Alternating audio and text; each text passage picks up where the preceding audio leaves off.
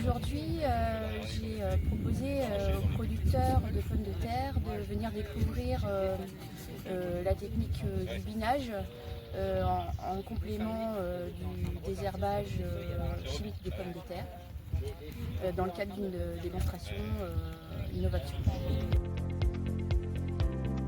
Donc là, aujourd'hui, on a testé le binage des pommes de terre, donc avec une bineuse assez simple, en interrang.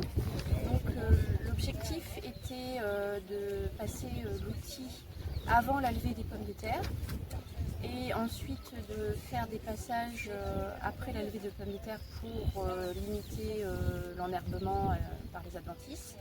Et on a mis en complément en fait des stratégies de désherbage à dose réduite. Donc on a pu voir un essai avec 50% de réduction d'IFT et un essai avec 25% de réduction d'IFT.